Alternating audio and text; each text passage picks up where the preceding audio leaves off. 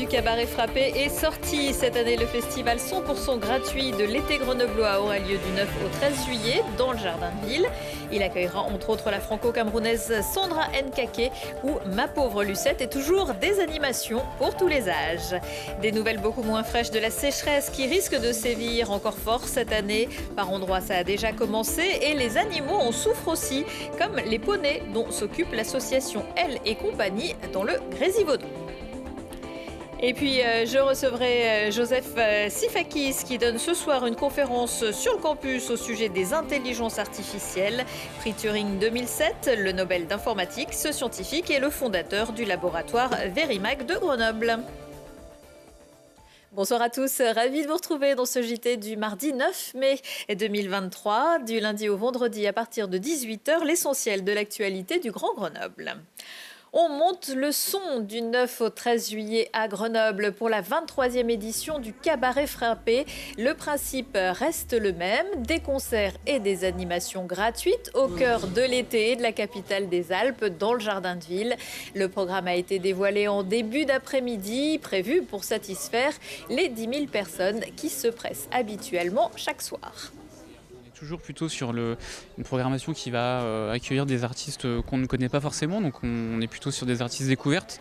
Après, si on veut noter peut-être deux ou trois artistes un peu plus connus du grand public que les autres, on aura par exemple Agar Agar qui est un groupe d'électro-pop qu'on voit pas mal sur pas mal de festivals cet été. On aura par exemple l'artiste israélienne Liraz également qui sera là le mercredi soir. Et on aura aussi Sandra Nkake le jeudi soir pour clôturer la soirée. Le dimanche soir aussi peut-être pour les Grenoblois, le groupe MPL maintenant qu'on connaît pas mal, le groupe de chansons MPL. Ouais. Voilà, il y a toujours une volonté d'être assez éclectique, voire exhaustif, même si on n'y arrive pas. Donc cette année, on aura de la chanson, on aura aussi du rock, pas mal aussi de groupes de rock, de l'électro également, des musiques du monde, du rap aussi, avec l'artiste Bianca Costa par exemple. Voilà, donc on essaye d'être assez large et de s'adresser à pas mal des esthétiques musicales et à pas mal des publics. Et cette année, la scène devrait également changer de place pour se retrouver dos au café. La sécheresse qui touche toute la France est probablement la pire depuis que Météo France a établi ses premiers relevés en 1959, avec des conséquences évidentes sur l'environnement, y compris la santé des animaux. L'association Elle et compagnie a besoin d'aide pour sa petite troupe animalière qui souffre des phénomènes liés au changement climatique. La sécheresse impacte les récoltes de foin et la pollution de l'agglomération ajoutée à la poussière du foin provoque de l'emphysème, l'équivalent de l'asthme chez leurs poneys. Voyez le reportage de Mirko Pesci. Pour faire comprendre aux enfants l'importance de préserver l'environnement, l'association LSI mène des actions en compagnie d'animaux. Le temps d'une balade à poney, tous les indicateurs de la sécheresse sont visibles. Évaporation des lacs et herbes sèches. Les chevaux ont même quelques problèmes de santé. On travaille avec des animaux et les animaux souffrent, ça fait plusieurs années effectivement qu'ils souffrent beaucoup de la sécheresse. On a des fissures qui apparaissent dans les sabots et là on a 40% du troupeau qui tousse à l'heure actuelle. Lors des pics de pollution, c'est infernal, on est obligé de les traiter à la cortisone. Et pour sensibiliser les enfants à la protection de l'environnement, l'association organise aussi un club nature. Tous les mercredis matins à Villarbonneau à la Maison Bergès, on organise des activités avec les enfants, donc sur le thème de la nature. Et l'après-midi, du coup, on vient souvent au bois français avec les enfants pour profiter du soleil l'après-midi avec les poneys et pareil, parler de sujets divers et variés sur l'environnement. C'est bien qu'eux, ils sachent qu'il y a des choses qui se passent, qu'il faut protéger les espèces pour qu'à l'avenir, ils fassent les bons gestes. Le troupeau vit dans un pré boisé d'1 hectare, mais le manque d'herbe oblige l'association à nourrir les chevaux avec du foin. Il lance un appel à l'aide.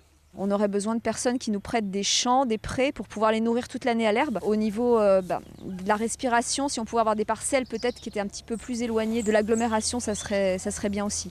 Qu'il soit clôturé ou non, si vous avez un terrain disponible et que vous souhaitez les aider, les poneys auront plaisir à défricher vos terres. En prime, tous vos dons sont déductibles d'impôts. Parmi les mesures pour conserver les usages essentiels de l'eau, ce matin sur France Info, le ministre de l'Agriculture, Marc Fesneau, a laissé entendre que d'ici cet été, le remplissage des piscines pourrait être interdit dans plusieurs départements, comme c'est déjà le cas dans les Pyrénées-Orientales. Baba de Walibi, alors vous pouvez peut-être tenter votre chance au job dating que le parc d'attractions des Avenières organise mercredi après-midi. 95 postes saisonniers sont à pourvoir, en plus des postes permanents. De l'accueil à la restauration, en passant par la vente et la maintenance, Walibi recrute également des opérateurs d'attractions ou des agents de propreté. Ce deuxième job dating est ouvert à tous de 14h à 18h et sans inscription. La pelouse du Stade des Alpes était bien verte vendredi soir pour la victoire du FCG contre Vannes. C'est le premier titre des résultats sport du week-end préparé par Lucille Dailly. Le FCG Rugby gagne son ticket pour une demi-finale à domicile au Stade des Alpes en battant Vannes 27-24 vendredi dernier. Les rugbymen grenoblois terminent leur saison régulière en beauté et à la deuxième place. Le 20 mai prochain, ils recevront le vainqueur du barrage entre Agen et Mont-de-Marsan. Le GF38 n'a pas trouvé la ressource pour faire face au Paris FC à l'extérieur. Après avoir encaissé un but dès les 5 premières minutes, les footballeurs grenoblois ont subi le match. Ils restent 7e de Ligue 2 et il leur reste 4 matchs de saison régulière. Les basketteuses Voironnaises, elles, sont en play-off et elles ont la forme. Pour le deuxième round des phases finales, le PVBC s'impose à domicile face à Nantes, victoire 77-63. Elles ne sont qu'à 2 victoires de la montée en Ligue 2 féminine et devront s'imposer à l'extérieur. Les roller-hockeyeurs, les Yetis, eux aussi, entrent par la grande porte des phases finales en battant Ris-Orangis 6-2 à l'extérieur. Les Centaures de Grenoble, eux, ont eu moins de succès samedi. Les footballeurs américains perdent leur dernier match à domicile de la saison au Stade Lesdiguières face à Marseille, défaite 7-34. Enfin, Florian Joigny, plus en forme que jamais. Le paracycliste réalise encore un sans faute. 3 sur 3 en Coupe du Monde à Ostende. Le champion et triple médaillé olympique remporte le chrono, la course en ligne et le relais. Il n'a pas perdu d'épreuve depuis le début de la Coupe du Monde. Et on change complètement de sujet à présent avec mon invité puisque l'on va parler d'intelligence artificielle. Bonsoir Joseph Sifakis. Bonsoir. Merci d'avoir accepté notre invitation. Et vous êtes informaticien. Vous avez il y a quelques années créé et dirigé le laboratoire Verimax sur le campus de Grenoble. Vous avez remporté le prix Turing, c'est l'équivalent du Nobel d'informatique en 2007. Et vous donnez ce mardi soir une conférence d'exception à l'Amphiveille sur le campus. On pourra d'ailleurs vous retrouver en live sur la chaîne YouTube de l'UGA. Alors en tant que spécialiste des systèmes autonomes, c'est donc très intéressant d'avoir un petit peu savoir ce que vous pensez des IA. Aujourd'hui, on en parle beaucoup des intelligences artificielles. Pour l'instant, on se situe où dans cette technologie ? C'est très difficile de dire ce que l'avenir nous réserve. L'idée de l'IA, évidemment, l'IA a été fondée en même temps que l'informatique. C'est Alan Turing qui était le fondateur de l'informatique et qui a eu l'idée de l'intelligence artificielle. La discipline a eu des hauts et des bas. Et on a vu finalement le triomphe d'une certaine idée technologique qui sont les réseaux neuronaux qui imitent en fait les réseaux neuronaux du cerveau, qui à partir donc du début de notre siècle montre qu'on peut faire des choses très très intelligentes efficacement, ce qu'on ne pouvait pas faire avant. Alors, l'IA dont on parle beaucoup aussi depuis quelques mois, c'est ChatGPT. Est-ce que vous êtes d'accord avec le chercheur de l'éducation Philippe Mérieux qui dit de ChatGPT, je cite, « Ce robot conversationnel avec sa capacité à fournir des réponses dans un temps record comble le désir de savoir et tue le désir d'apprendre ». C'est vrai, c'est vrai. Je pense qu'il y a un problème avec ce système parce qu'il arrive à faire des synthèses extraordinaires sur des sujets vastes que les hommes ont beaucoup de mal à effectuer. Et le danger, c'est qu'effectivement, on devienne trop dépendant d'un tel système. Et aussi, ce que je dois souligner, c'est que les IA, c'est des systèmes pour lesquels on n'a pas de garantie de fiabilité. Peut-être il faut que j'explique ça parce que c'est très important. Lorsque vous utilisez un ordinateur, vous écrivez un programme, vous pouvez raisonner là-dessus et comprendre comment il peut se comporter. Par contre, pour les IA, c'est des engins qui apprennent à faire quelque chose, mais on ne comprend pas tout à fait comment ils y arrivent. Il n'y a pas de théorie derrière. On n'est pas non plus dans Matrix ou dans Terminator. Non, mais il peut se passer des choses imprévisibles. Vous voyez, toute la science et la technique est fondée jusqu'à maintenant sur ce qu'on appelle des modèles. C'est-à-dire, lorsque vous construisez une maison, vous comprenez ce que vous faites, et s'il y a quelque chose qui ne va pas, vous comprenez pourquoi ça va mal. Pour les IA, on n'a pas de garantie de fiabilité, et ça, c'est un problème. Surtout si on les utilise pour remplacer des hommes et prendre des décisions critiques dans certains processus. Est-ce que vous pensez que ça a déjà commencé ? Ça a déjà commencé. Je pense qu'il faut... Je ne suis pas contre l'utilisation de ces technologies, mais je pense quand même qu'il faut contrôler l'utilisation. Surtout pour ChatGPT, je pense aux écoliers, je pense aux enfants.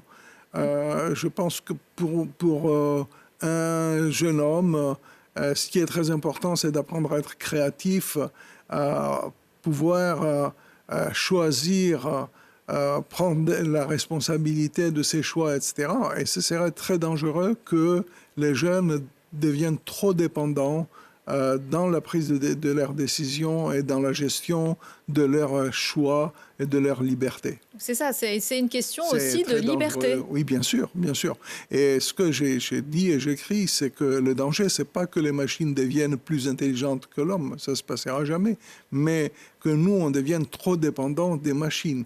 Et bon, ça c'est évident, chaque nouvelle technologie nous fait perdre des capacités depuis les temps préhistoriques. Aujourd'hui, on a tout dans son téléphone et voilà, on se souvient donc on plus devient trop dépendant. Oui. C'est-à-dire, si vous avez même un esclave qui vous exauce tous vos vœux, le danger, c'est que vous deveniez trop dépendant. Donc, c'est un problème. Et que le monde se transforme en idiocratie, qu'on ne sache plus rien faire tout seul. Que les gens, c'est par confort ou par paresse d'esprit. Et que aussi, on n'évolue plus si on n'a plus d'idées, ses propres bien sûr. idées. Bon, ça, c'est des questions, effectivement. Malheureusement, la technologie va beaucoup plus vite que nous n'arrivons pas à... Voilà, est-ce que vous ou vos collègues, vous avez pu prévoir ça? Parce que vous faites partie des personnalités qui ont signé un moratoire sur ces intelligences artificielles, mais finalement, est-ce que c'est pas vous qui avez fait entrer le loup dans la bergerie?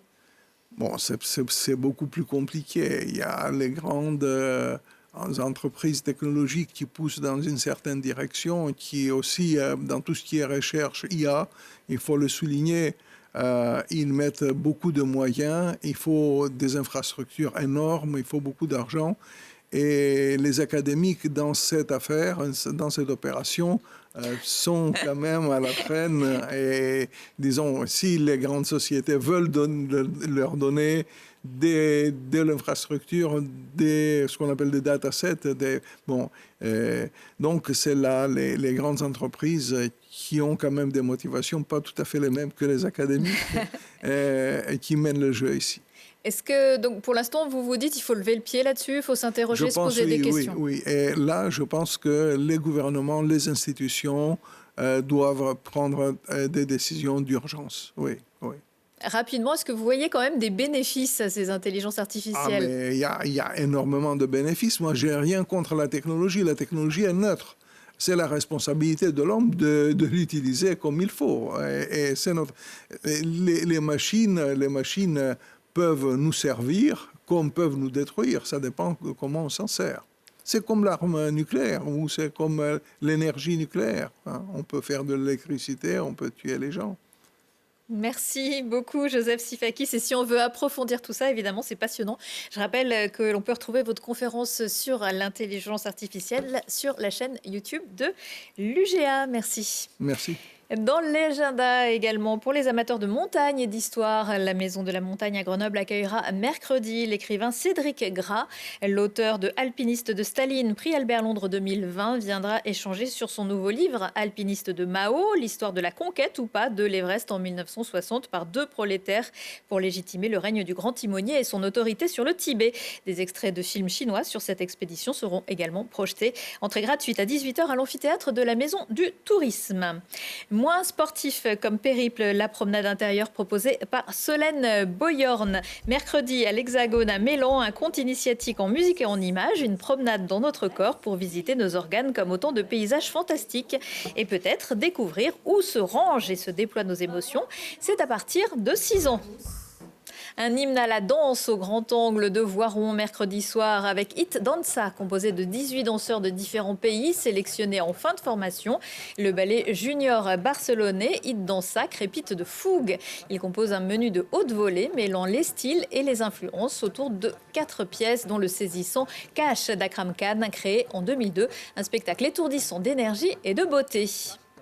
Et puis c'était aujourd'hui la journée de l'Europe, célébrée comme il se doit à la Cité scolaire internationale de Grenoble. Accompagnés de leurs profs de musique, les élèves musiciens et la chorale sont montés sur l'estrade pour interpréter l'hymne européen, l'Ode à la joie, le dernier mouvement de la symphonie numéro 9, composée par Ludwig van Beethoven en 1823. Le sujet complet à retrouver très prochainement dans le JT. Retour d'actu dans 1 heure et en replay sur télégrenoble.net. Excellente soirée à tous.